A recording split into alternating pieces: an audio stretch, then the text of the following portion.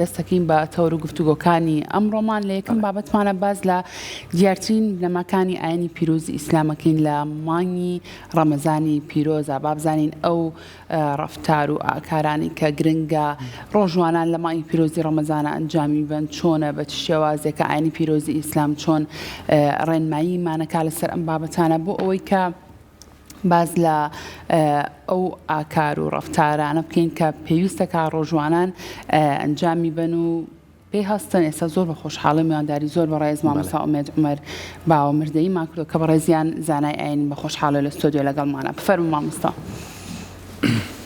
السلام عليكم. بخير بما سلام زۆر بەخێر بێ مامۆستا. بەڕێزم سپاس. خێر هاتیت. شکر باشن بەڕێز. زۆر بەخێر بێت. فەرموو. بخير بما مصر. بێ سپاسانەکەم. بەیانی باش بێت مامۆستا. باش سەحەتان. پیرۆزبای مانگی ڕەمەزانت لێکین. پیرۆزبای مانگی ڕەمەزان لە جەنابتان لە تەواوی بینەرانی هەرێمی کوردستان و دەرەوە ناوەکەم هیوادارم مانگی ڕەمەزان بێتە مانگی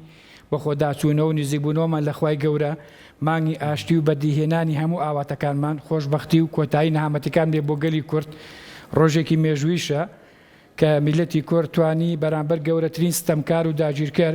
کە زوڵمی لەم میلەتە موسڵمانە داماوە بەش خوراوەکە کە توانیمان ئێمە ڕاپەڕین بکەین. بەڵام ئەوانەی کە توانیمانە چاکە کردومانە کۆمەڵە شتی تریژماوە بتوانین چاکسازی و شتی باشتر بکەین ئینشاءالله. ئینشاءالله بۆ هیوایان دەست خۆش بێ. مامۆستا گیان ئەمڕۆ لەم بەشای ئەمانەیە قسە بکەین لەسەر گرنگترین بنەما و پێوەرەکانی ڕۆژوانان لە مانگی پیرۆزی ڕەمەزانە. با بزانین ئاینی پیرۆزی ئیسلام چۆن ڕێنمایی ڕۆژوانانی کردووە کە لە مانگی پیرۆزی ڕەمەزانە ئاکار و ڕەفتارەکانیان چۆن و بە چ شێوازێک بێت. بە ناوی خوای بەخشندە و میهرەبان، سوپاس و ستایش بۆ پەروەردگار، درود و سەلام بۆ سەر ڕوحی بەرزی پیرۆزی پێغەمەری خوا، یار و یاوەران و ئالوبەیت و شوێنکەوتوانی بەگشتی هەتاکو ڕۆژی دوایی. یەکێک لە پایە گرنگەکانی ئیسلام بریتێ لە ڕۆژوو خوای پەروەردگار کە فەرزی کردووە لەسەر موسڵمانان بە ئاەتێکی قورئان و بە فەرموودەی دروست بەڵگەی سەحیحمان هەیە کە واجبە. ئیلا بۆ چەند حاڵەکاتێک نەبێت کە نەخۆش یا بە ساڵاچوو یا مسافیر. نەخۆشەکە ژوەرەکەی کاتیە، ئەگەر نەخۆشەکە بڵین بۆ نمونە کاتی بێ کە چاک بووەوە بێگومان ڕۆژوەکە ئەگرێتەوە. ئەگەر بێت و بە نەخۆشەکەشی درێژخایەن بێ احترامی مانگی ڕەمەزانی پیرۆز ئەگرێ وەفی دێ ئەیە بە هەژاران ئەتوانێت بە ڕۆژوو نەبێ. یعنی عیبادەتێکە مەجالێکی زۆر بەرفراوانی تایە بریتێ لەوەی کە ئینسانی موسڵمان خوای پەروەردگار ڕووی تێکا فەرمی یا ئەیها الذین آمنوا کتب علیکم الصیام کما کتب علی الذین من قبلکم لعلکم تتقون. خوای پەروەردگار ڕووەکاتە هەموو ئیمانداران ئەفەرمێت ئەی بڕواداران ئێمە لەسەر ئێوەمان بە واجب گێڕاوە ڕۆژووی مانگی ڕەمەزان کە تەنها ژەمێک نان ناخوا ئینسان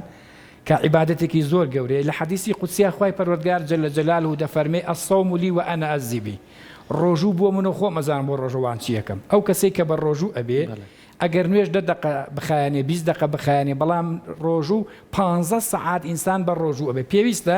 لەسەر ئاکارمان ڕەوشتمان زمانمان بە ڕۆژوو بین. چکە بەڕاستی تۆزە ئینسان برسی و تونی ئەبێت تۆزێک هەڵچوونی دەرونیمان تووشە بێ بتوانین خۆمان کۆنتڕۆڵ بکەین هەڵ نەچین تووڕە نەبین لەسەر خۆ بین. بەڵکو فەلسەفەی ئەم ڕۆژۆش بۆ ئەوەنی ئێمە برسی بکات. چەند حکمت و فەلسەفەیەکی گرنگ لە ڕۆژوایەکەم بۆی هەژارانمان لەبیر نەچێ. ئەو کەسانی کە لە کۆمەلگا هەژار و بەشخوراون داما و برسین بۆ ئەوەی کە من کە سەرمایەدارێکم کە خێر و بێری ئەم وڵاتە زۆربەی زۆری بۆ چەند کەسێکە بێ با بزانم کەسانێک هەیە بەردەوامی ساڵ ژیانیان داماون بەردەوامی ساڵ هەژار و بەشخوراون. ئەو کاتە کە من بە ڕۆژوو بووم بیر مەکەوێتەوە. ئەمە خاڵێکی گرنگ. خاڵێکی تر خوای گەورە فەرمی لعلکم تتقون. هەتاکو ئەو کاتی ئێوە ببن بە متەقی. ئینسان لە ڕۆژوودا کۆمەڵی فەلسەفە کۆمەڵی وانە کۆمەڵی وانەی ڕوحی ئیمانی فێرە بێ. یەکەم هەر کەسێک کە بە ڕۆژوو بوو ئیمانێکی زۆر گەوری هەیە. دووهەم ڕۆژوو بوون وا لە ئینسان ئەکا هەرچی تاوانە کردبێ بە نەسی فەرموودەی دروستی پێغەمەری خوا هەر هەم یەسرێتەوە خوا. چی ئەفەرمێ من صام رمضان إيمانا واحتسابا غفر له ما تقدم من ذنبه. ئیسلام دینی ڕەحمەتە، دینی خۆشەویستیە، دینی پێکۆژیانە، دینێکە کە خوای پەروەردگار ئێوەی لە بەندەکانی خۆش بی. کۆمەڵێ چۆن لێ ئۆڤەری داناوە. یەکێک لە ئۆڤەر هەرە گەورەکان ڕەمەزانە. من صام رمضان هەر کەسێ مانگی ڕەمەزان بە ڕۆژوو بێ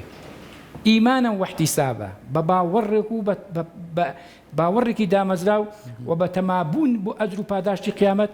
غفر له ما تقدم من ذنبه. خوای گەورە لە هەموو گوناحەکانی خۆش بێ. ئەبێ فەزڵ هەبێ لەمە گەورەتر بێ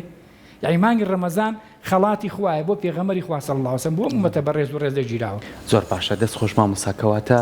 ئەمەنە مانگی ڕەمەزان گرنگی و تایبەتمەندیە لە ڕووی ئاینی ئیسلامەوە کەواتە چۆن بتوانین ئێمەی هاوڵاتی کە بە ڕۆژوە بین بەس تەنها بیر لەوە نەکەینەوە کە خۆمان لە خواردن و خواردنەوە دوورەخەینەوە، بیر لەوەکەینەوە کە ڕەفتارمان، بیر لەوەکەینەوە کە زمانمان، بیر لەوەکەینەوە کە چۆن مامەڵێ لەگەڵ خەڵکاکەین. ئەمانەش بەشێکن لە ڕۆژۆکە بۆ تۆ، چونکە تۆ یعنی زۆر جار لە کۆمەلگای خۆمانە کاڵێ من بە ڕۆژم ئیتر تۆ ئەبێ واز لە مشت تێبین لە بەروێم کەسە بە ڕۆژوە بە پێچوانەکەشیەوە. ئەگەر کەسێک بە ڕۆژوو نەبوو تو ئەبێ ڕێزیەویش بگری، تۆ چوزانی بەچی هۆکارێک بە ڕۆژوو سەرزەنشتی نەکەی، بە شێوازی قسەی لەگەڵ نەکەی و کوکاڵتەی پێ نەکەی، چێ دەڵێ ئەم کەسە هۆکارێکی نییە بۆی کە بە ڕۆژوو نەبێت. ئەم هەردوو شێوازە تا چەند گرنگە ئێمە بتوانین جێبەجێکەین بۆی کە بتوانین بە مانگێکی خۆشی و بەرەکەت بەڕێکەین، نەک گرفت بۆ یەکتر دروستکەین. خاڵی یەکەم کە جەنابەت فەرموود و پرسیاری زۆر جوانە کە دەستە خۆش بێ. یەکەمیان پێغەمبەری خوا صلی الله علیه و سلم لە فەرمودەیەکی دروستدا دەفەرمێت خوای گەورە ڕۆژوەیەکی ناوێت کە بەس خواردن و خواردنەوە بێ و خەڵکی ئەزێت بێ، ئێتر بە قسەیە بێ، بە تعلیق و تان و توانجێک بێ، بەڵکو ئەبێ هەموو ئەندامەکانی لاشت بە ڕۆژوو بێ و ئەو ئەند ڕۆژوو بوونەوەش بە کەسی تر نەفرۆشتە من خواپەرستی بۆ خۆمەکەم. کەسێکی تر کە بە ڕۆژوو نییە ئاین و ئاینزایەکی تری هەبێ یا معزورە. زۆر جەلانێ لە ئەمە لە ڕووی شەرعەوە چەند حاڵەکاتێکمانێ شەرعەن ئەبێ بە ڕۆژوو نەبێ. یەکەم ئینسان کە نەخۆش بێ لە ڕووی شەرعەوە، بەڵام ئەویش پێویستە ئەویش نەچێت لە بازارە جگەرێ دابگرستێنێ و فیتەی جگەرێ بێ ئەو خەڵکە بە ڕۆژووە و یان لە فێ بەدەمیەوە بگرێ بێت و بچێ. ینی ئەکرێ بۆ نمونە خوشکان ئەدایکانی بەڕێزمان ئەتوان لە کاتی سووری مانگانە بە ڕۆژوو نەبن شەرعەن لەسەریان نییە، بەڵام نوێژەکە ناژێڕنەوە لەو کاتا لە ڕووی شەرعەوە، بەڵام ڕۆژەکە ببژێڕنەوە، بەڵام نەچێت لە بازار لە فێ بگرێ بەدەمی و شەربەتێ بخوا بەرجا خەڵک ئەویش شعوری مسڵمانان بریندار دوو لایەنەیە. یعنی من کە بە ڕۆژووم کەسێک نێت لە بەرچاو من جگەرە بخواوە قسە بکاوە هەندێشت بکە و مژ نەچم سوکاتی بۆکەم. هەردوو لامان دوو هاو نیشتیمانی تێگەشتووی پێگەشتو بین بە یەکەوە جوانین و کەسێکیش بە ساڵاچووە، ینی بۆنمە پیرە. لە ڕووی شریعەتی ئیسلامەوە لە ئاەتەکە فەرموو ئین كنتم مريضا أو على سفر، حتا کەسێک سەفەری کردو ئێستا ئینسان بچێ بۆ شاری هەولێر بچێ بۆ بەغا ئەتوانێت بە ڕۆژوو نەبێت لە ڕووی شریعەتی ئیسلامەوە لەبەرەی سەفەر مەشەقەیتیایە، بەڵام تۆ ناچی لەوێ مەطعەمێک پێویستە چەند مەطعەمێکی دیاریکراو لە شارا بکرێتەوە باشتر لە کەناری شار بێ و دوای ئەو مەطعەمانە بە پەڕۆیەکی جواندا بپۆشرێ بۆی شعوری خەڵک بریندار نەکرێت لەبەرەوەی نەخۆش هەیە مسافر هەیە و غێری موسڵمان ژێتەوە شار وڵاتەوە مافی خۆیانە ئەوانیش. بەڵام لەو کاتانە ئینسان مڕاعاتی بەرامبەر بکە. هەردوو لامان تاوەکەر یەکتین، من هاوڵاتیەکەم ئەویش هاوڵاتیەکە، من ڕێزی ئەوەگرم ئەوش ڕێز دە من بگرێ. پێویستە بە هیچ شێوێک تانە و توانج لە کەس نەدرێ وەک بە ڕۆژوژنی لەوانەیە نەخۆش بێ، مسافر بێ، بە ساڵاچوو بێ. پێغەمبەری خوا صلی الله علیه و سلم فێرمانەکە ئیلتەمیسوا لأخیک 70 عذرا، ئەگەر ئێمە عذر بۆ بەرامبەرەکەمان بێن و بەردەوام کێشە دروست نابێ. بەڵام لەگەر ڕێزمان زۆر جار عذر بۆ یەکتری ناهێنینەوە بەداخە و ئەسەفەوە کێشە دروستە بێ و خوای گەورە هەردوو لاشمان گوناحبارەکە. و ئەویش لێ پرسیینەوەکە منیش پێویستە هەردوو لامان ڕێز لە یەکتری بگرین، بە ڕۆژووبوونەکەمان وا بکە کە خۆشەویستی بگرە لەم مانگا هەوڵ بین کە من بە ڕۆژووە بم لەگەر ڕێزما دوکانارە بە ڕێزەکان گرانیشت نەکرێ، ینی بەداخەوە بازار احتیکارەکرێ. زۆر لە جەژنە کاڵاکان گرانە بێ، بەتایبەتی لەم کاتی نەبوونی موچەیە، ینی زۆرینەی خەڵک ژیانی باش نییە، ینی بەڕاستی هەژارگەلێکی زۆری بە حکومی مامۆستای ئاینین خەڵک پەیوەندیمان پێوەکە. زۆر جار لە ڕێ ئێمە خەڵکێکی خێرخوازی هاوکاری هەژارانەکرێ خوای گەورە پاداشتی بەخێریان باتەوە. یعنی سیرەکەی بۆ نمەکە موچە دوا ئەکەوێ، موچە دوا کەوتویان بەڕاستی لە 2014 و هەتاکو ئێستا نزیکی 11 ساڵێمە لە قەیرانین بەهۆی دواکەوتنی موچەوە هەژارێکی زۆری، ینی داوام لە هەموو خێرخوازان سەرمایەدار هەتا ئەوانی کە لە ئەوروپا ئەژین حاڵیان باشە با زەکات و خێرەکانە بنێنەوە بۆ کوردستان و بەتایبەتی تریش لە کوردستانە بۆ گەرمیان بۆ ئەو شوێنانەی کە هەژارن کە داماون کە بەشخۆران بۆ ئایلانی کە نەخۆشیان هەیە. بەڕاستی کۆمەڵێکی زۆر نەخۆشی خەستەخانەی هیوا هەیە، بەڕاستی کۆمەڵێتن نەخۆش هەیە کە ناتوانێت دەرز و دەرمان بکڕێ. ئەمە ڕۆژانەی ئەمە لە مزگەوتەکانە تووشی خەڵکانێک بین. لە حقیقەتە زەکات و سەرفترە و خێر و فیدیە، زەکات و سەرفترە و کەفارەت و فیدیە ئەبێ کەسەکە نوێژ بکات و هەژاریش بێ یا هەیەی بەشی ژیانی ناکات. بەڵام خێرکردن بۆ غێری موسڵمانیش بێ، کابرایەک یەزیدیە، کابرایەک نەسرانیە، مەسیحیە، یەهودیە، هەر ئاینێکی هەبێ ئاینێکی سەماوی ئەتوانی هاوکاری بکە لە بابی خێرە. بەڵام وەکو زەکات و فیدیە و سەرفترە و کەفارەت باش مامۆستا باست لە خێر کرد هەر لەسەر ئەوە با پرسیارێکە ئاراستە بکەم ڕەنگە زۆر کەسە بێت تۆ نەزانی باگراوندی ئەو کەسە چۆنە ئایا ئەو کەسە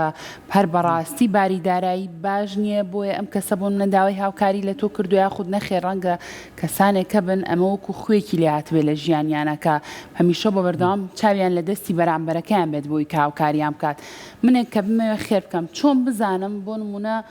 ئەو کەسی کە داوای هاوکاری کردووە بەڵێ ئەو کەسە شایستی ئەو خێرێ بۆ چوونێکی تر هەیەڵێ هەر کەسێک کە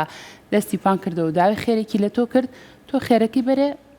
ئیشەڵا خوای گەورە بە خێر بۆتە نووسی ئێمە چۆن بزانین ئەو کەسانە خێرەکەیان پێشێ یاخودنا حقیقەتەن کۆمەڵەکەن لە بازاڕە لە مزگەوتەکانە بانگەوازەکەن بەڵێ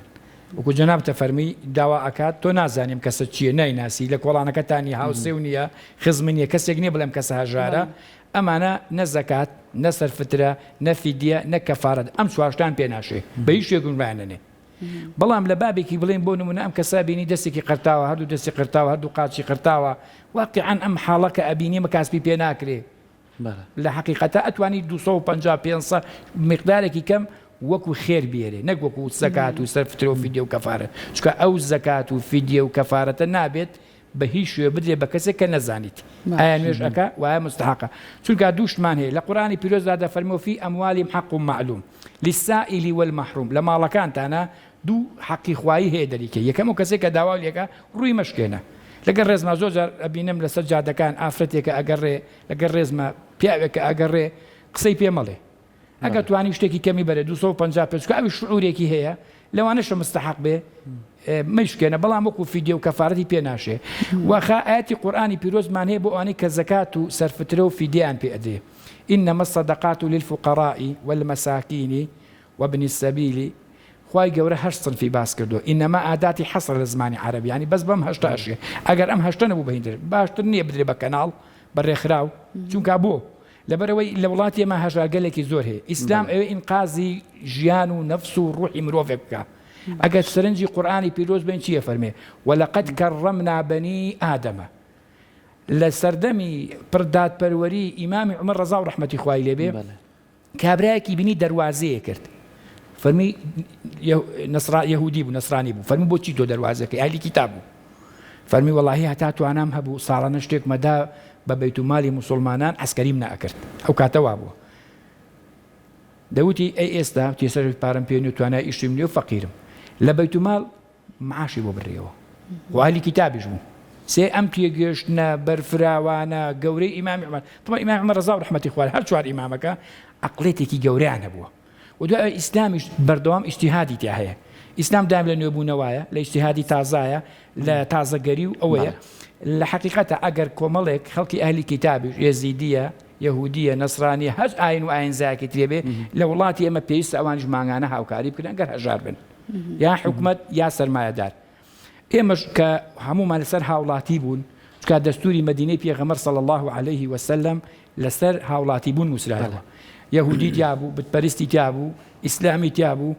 هەموو مشریکی تیا بوو هەموو نوعێکی تیا بوو سێ ئەو دەستورە جوانەی کە تاکو ئێستا لە یاساکانی جیهانیە جێی شانازی هەموو مسلمانێکە پێکۆژیان لە سەردەمی پێغەمبەر بووە صلی الله عليه وسلم یەهودی دراوسەی بووە زیرەکەی لا یەهودیەک بووە خێزانێکی قبطی بووە یعنی زۆر زۆر بە ئازودەیی و بە کامەرانی ژاون لەگەر ڕێزمان هەموو ئەو فکرانەی کە تونوتیژی و بە ناوی دینەوە فکرێکی زۆر ئاڵۆز و ئیسلامێکی ناشرین پیشانی خەڵکێن نەخێقهاشتا ئیسلاموانیە ئیسلام بریتێ لەو پەیامەی کە ئەوەندە باسی ئەهلی کیتاب و مافی ئەوان و مافی هاو حتا هاوڵاتی بوون لای ئیسلام مرۆڤ سەنتەرە مەلیکی الناس ئیلاهی الناس ڕەبی الناس خوا لە قورئان ئەفەرمێ پەروەردگاری خەڵکی وایە کە خوا فەرمێ ئەیوهە الناس ئەفەرمێ ئەی خەڵکینە ئێ خەڵکینە خوا خوای هەمومانە ڕۆزی دەری هەمومانە خوا بەخشەری هەمومانە و دوای ئەوەش حسابی هەموو بەندەکان لای خوا خۆیەتی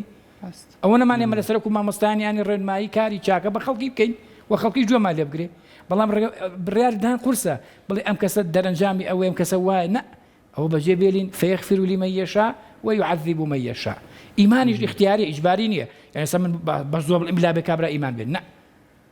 لەبەرەوەی ڕەمەزان مانگی ڕەحمەتە، پێغەمبەرەکەمان ڕەحمەتە، ئیسلام ڕەحمەتە، پێویستە ئەم ڕەحمەتە دابەرێتە ناو هەمومان تا بە تا ڕەحمەتە لەسەر زمانمان بێ، لەسەر دڵمان بێ، لەسەر چاوەکانمان بێ، بە سۆز و ڕەحمەت و میهرەبانی و بژین. دەسەکانە خۆش بێ هەر لەسەر خێرەکەی کە باستان کرد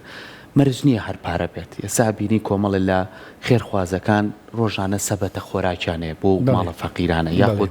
کەسێک هەیە لە نێو مزگەوتەکانە خۆی یەد لە مامۆسای بەڕێزی ئێوە پرسێ چێ مستەحقا ئەو ناوێت بە پارە بێ، ئەوێ پێداویستیەکانی بۆ دابینکە بۆ مانگە ئەمە تا چەند ئەچێتە بواری زەکاتەوە یاخود ئەمە هەر خێرێکە و کەسەکە بۆ خۆی ئەکات. واللهی لە ڕووی شریعەتی ئیسلام و پرسیارەکە و جوانە، بەڵام زەکات پارەکە بێ باشتە بۆ کابرا پارەی مۆلیدە ئەیە، نەخۆشە دەرمانە کڕێ، کرێ خانوو ئەیە، کچی و کوڕەکانی تەلەبێ جلوبەرگیان بۆ کڕێ. من ڕەجام وایە پارەکە باشترە بۆ ئەمڕۆکە، هەرچەند ئەسڵی مەزەبی ئیمامی شافعی فەرمێ ئەسڵی شتەکە بدرێ بە زەکات، بەڵام ئیمامی ئەبوو حەنیفە ڕەزا و ڕەحمەتی خوای لێبێ ئەفەرمێ پارە، وەرە سەدەمی خلافەتی عومەری کوڕی عەبدولعەزیزە پارەکە باشترە، بەڵام سەبەتی خۆراکش بە هەبێ. پێم باشە سەبەتەی خۆراکەکە نەچێتە بابی زەکاتەوە، بچێتە بابی خێرەوە. بڵێن بۆ نمونە تۆم سەبەتەی خۆراکە کە تەوزیعی ئەو ماڵانە ئەکرێ، پێچی غێری موسڵمانی بێ داوا بکە یا تێبکەوێ، یا زۆر جا کەسێک نوێژی ژنە خوێنێ داوا بکە، هەژارە با بدرێ پێی. بەڵام پارەکە بە ئەمڕۆی کە وەزعی دارایی هەرێمی کوردستان زۆربەی خەڵک باش نییە، پارەکە چاکچکا بوو، پارەی مۆلیدەی لێ هەموو مانگە پارەی مۆلیدە بە کرێ خانوو ئەیە، دەرمانە کڕێ، جلوبەرگە کڕێ، خواردنە کڕێ، باشە. وەکو زەکات ئەگەر بشی بە خواردنیش دروستە بیدرێ، یعنی وەکو فیدیەکە دروستە،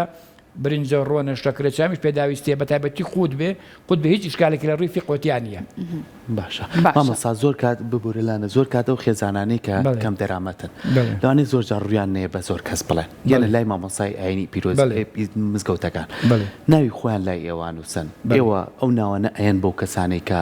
سەرمایەدارن یاخود بڵێ ئەم کەسە ڕووی نایەت لەبەروی تەلەبەی هەیە، لەبەروی کچ و کوڕی گەورەی هەیە، لەوانەیە ڕووینێ بە خەڵکی چیکە بڵێ، بەڵام لای ئێوە توانێ دەردەدڵی خۆی بکات و بڵێ من پێداویستیم هەیە، ئێوە ئەو پردەیان بۆ دروستەکەن تاوەکو هاوکارێکیان دروست بێت. سوپاس بۆ خوای گەورە، لەوەتێ من 21 ساڵە ئیمام و خەتیبم، قەدەری خوای گەورە لە شوێنەکەم. مشۆ خێرخوازێک هاوتم خۆ لەگەڵم سەرکەوە، ماڵ بە ماڵی هەژارەکان چوین، یامان لە دەرگا بۆمان کردە نامەیەک و کرێنسێکی جوانەوە، سەلام عەلەیکە سەلام، چۆنی باشی، بە ڕێزێکی زۆرەوە، خێرخوازەکە خۆی داپێی. ئەمە یەک سوپاس بۆ خواست، بەڵام یەک کێشەمان ئێمە داهاتمان لە بەردەستان نییە، هیچ داهاتێک بڵێن بۆ نمونە لە سنووری مزگەوتەکەی منە 100 هەژار هەیە، 2 دەوڵەمەند 3 دەوڵەمەنی خێرخواز ئەگەر ساڵانە بێت،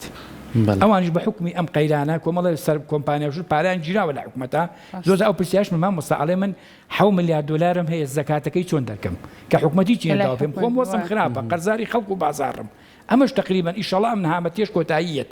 چونکە بەڕاستی لە ساڵی با حقیقەتێ بڵێم ئەمەل و هیوای بجۆرمە بۆ هەموو کوردێک، ئەوەی لە دەرەوە گوێی لێمانەوەی لە ناوە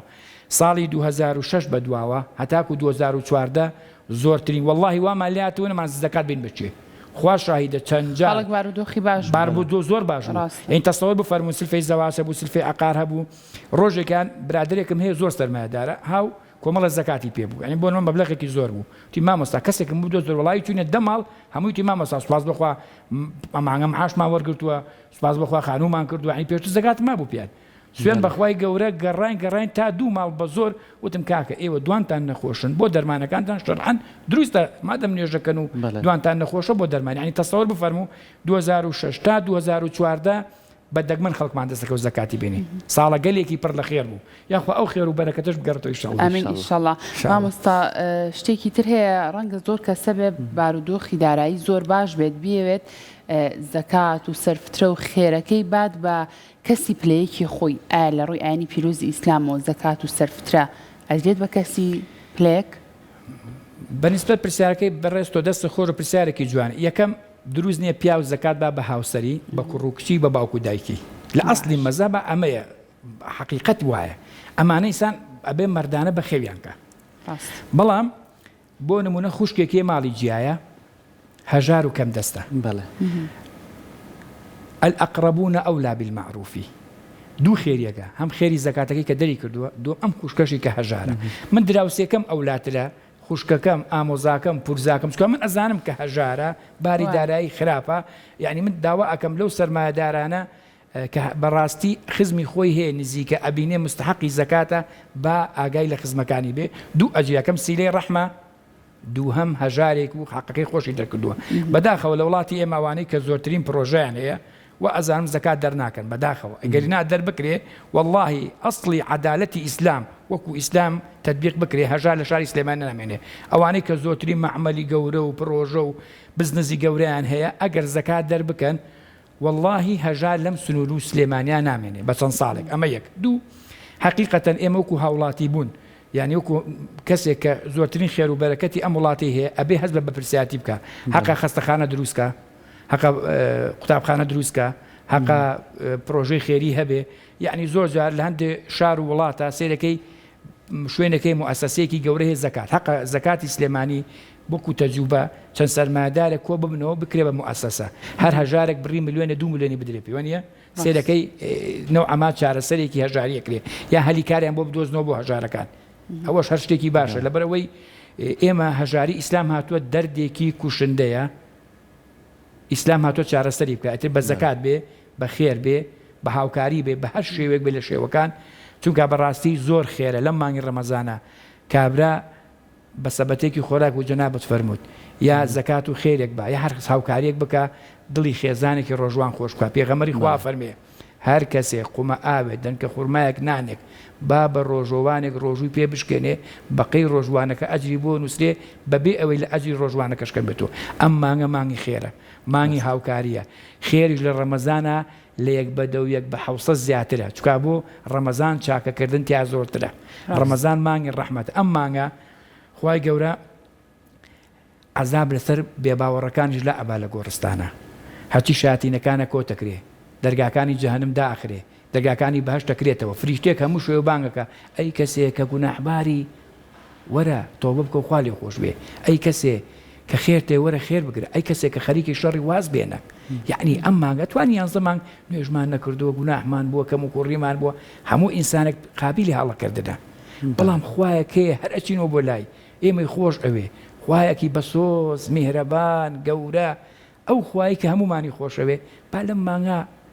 ئەگەر ئەتوانین بە ڕۆژوو بین ئەگەر ناتوانین هاوکاری هەژارانکەین تەراویحکەین مزگەوتەکان الحەمدوللا زۆر پڕ و ئاوەدانە سوپاس بۆ خوای گەورە یعنی میلەتی کوردی موسڵمان پیشانی هەموو جیهانماندا کە ئێمە میلەتێکی پاکین بە پاکیش دینداری و خواپەرستیمان کردووە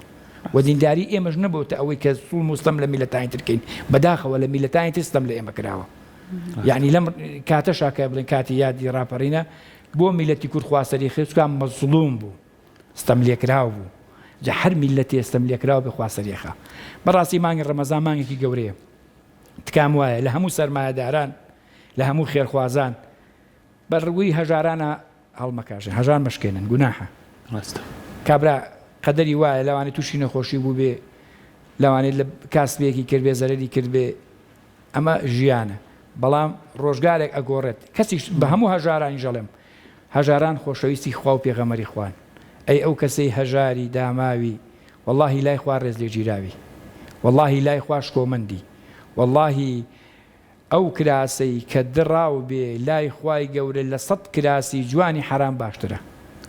واللهی فرمێسکی هەژارێک لای خوا بەڕێزترە لە تاجی پاشایەکی سەر ئەرس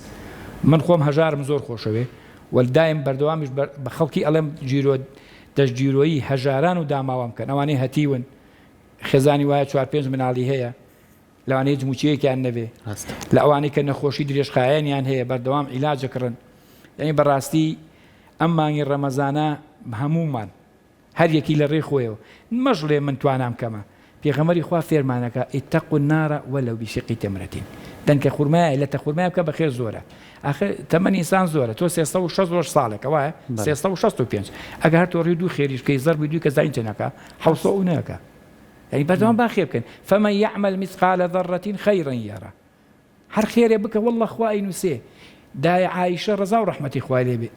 کە دایکی ئیمانداران 200 فەرمودەی لە 2200 فەرمودەی لە پێغەمبەر ڕیوایەت کردووە یعنی ژنێکی زۆر شەرعەزام پێغەمبەر فەرمووی نیوە دینەکەتان لە وەرگرن کە خێریە کرد پارەکەی بۆن خۆشە کرد وتیانیا دای عایشە بۆ ئەکەی فەرمی پێش ئەوەی هەژارەکە وەرگری لای خوا وەرەگیر حەزەکەم بە بۆنی خۆش و خوا لێم وەرگرێ یعنی بەڕاستی لە کوردستانی ئێمە سوپاس بخوا زۆر دایکی بەڕێزی خێرخواز زۆر برای و باوکی بەڕێزی خێرخواز الحەمدوللا تا ئەم دەقەی ئێمەیتیان لە هەج گەڕەکێکە هەژار بوو بێ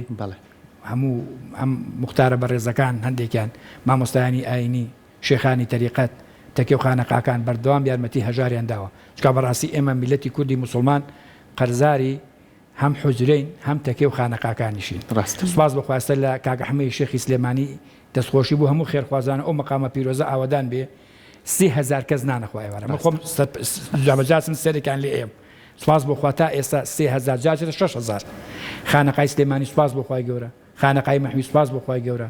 چەند شوێنێکی تریشێ ها زۆر چاکە ئەم ماوەی ساڵانێکی زۆری شار بۆ شێوازە سوپاس بۆخوای گەورە بەڵێ الحەمدولیلا یعنی شاری سلێمانی شارێکە بە چەند شتێک ناسراوە ینی بەوانە میوان دۆستی ناندان ڕووخۆشی زۆر ڕێزلێگرتنی خەڵکی غەریب یعنی هەست غەریبێک هاتوتە ئەم شارەونی ڕێز لێ گیراوە هەستی بە غەریبی نەکردووە یعنی بڵێن شاری سلێمانی زۆر خەڵکی تریتە سوپاس بەخوا ئێستا مزگەوتی گەورە هیوادارم ئەم شوێنانە هەموو خێرخوازان دەعمیان بکەن چکە بەو وەردەوام بێ